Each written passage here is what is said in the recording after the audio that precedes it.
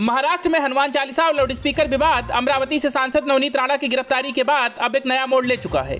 गहराते विवाद पर भाजपा और उद्धव ठाकरे सरकार आमने सामने हैं और एक दूसरे से दो हाथ करने का मन बना चुके हैं। उद्धव ठाकरे की सरकार ने आज इस मुद्दे पर सर्वदलीय बैठक बुलाई थी, लेकिन भाजपा ने इस बैठक का बहिष्कार कर दिया था। महाराष्ट्र के पूर्व मुख्यमंत्री देवेंद्र फडणवीस ने अब सीधे सरकार को चुनौती देते हुए कहा है कि यदि हनुमान चालीसा का पाठ करना देशद्रोह या राजद्रोह है तो हम सभी देशद्रोही हैं। अगर सरकार में हिम्मत है तो हम सबको गिरफ्तार करें। वहीं बैठक के बाद राज्य सरकार में मंत्री और सीएम उद्धव ठाकरे के बेटे आदित्य ठाकरे ने कहा कि इस मुद्दे का राजनीतिकरण किया जा रहा है, जो कि ठीक नहीं है। इसलिए केंद्र सरकार को इस पर कानून बनाना चाहिए। जबकि देवेंद्र फडणवीस का कहना है कि महाराष्ट्र में पुलिस का गलत इस्तेमाल हो रहा है। नवनीत राणा की गिरफ्तारी नियम विरुद्ध है। फडणवीस ने कहा कि राज्य में अराजकता जैसे माहौल है, विरोधी पार्टी को जान से मारने की धमकी दी गई है। यह सरकार विरोधियों को कुचलना चाहती है। उन्होंने कहा कि हम इस बैठक में जाकर क्या करेंगे जिसमें सीएम ही मौजूद नहीं है, फिर ऐसी बैठक क्या हल निकलेगा। साथ ही उन्होंने यह भी कहा था कि हनुमान चालीसा महाराष्ट्र में नहीं बोली जाएगी तो क्या पाकिस्तान में बोली जाएगी। इनको हनुमान चालीसा से इतनी नफरत क्यों है?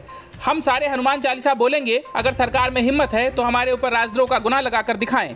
उन्होंने कहा कि अगर कोई हिटलर की भूमिका ले ले तो उससे बातचीत करने के बजाय लड़ना बेहतर है। विपक्ष के नेता देवेंद्र फडणवीस ने साफ आरोप लगाया कि निर्दलीय सांसद नवनीत राणा और उनके विधायक पति रवि राणा की गिरफ्तारी के पीछे सीएम उद्धव ठाकरे का हाथ है, क्योंकि राणा ने उद्धव ठाकरे के आवास के बाहर हनुमान चालीसा पढ़ने की घोषणा की थी। उन्होंने बीजेपी नेता किरीट सोमैया पर हमले के लिए भी उन्हें जिम्मेदार ठहराया। वहीं इस बैठक में महाराष्ट्र नवनिर्माण सेना मनसे के प्रमुख राज ठाकरे को भी न्योता दिया गया था, लेकिन वो भी शामिल नहीं हुए। दरअसल इस पूरे विवाद के पीछे मुख्य रूप से राज ठाकरे ही हैं। उन्होंने पिछले महीने एक रैली में चेतावनी देते हुए कहा था कि मस्जिदों से अगर ऊंची आवाज पैदा करने वाले लाउड स्पीकर को नहीं हटाया गया तो हम मस्जिदों के सामने हनुमान चालीसा का पाठ करेंगे। इसके बाद देश भर में इस मुद्दे को लेकर बहस छिड़ गई। कुछ राज्यों में लाउड स्पीकर को हटाए जाने की बात भी सामने आई। यूपी के मथुरा में कृष्ण जन्मभूमि मंदिर से भी ऊंची आवाज वाले लाउड स्पीकर को स्वतः ही हटा लिया गया। यूपी के कई मंदिरों और मस्जिदों से लाउड स्पीकर हटाए जाने की खबर है और अब इस मुद्दे पर कानून बनाने की मांग हो रही है। Bureau news of India.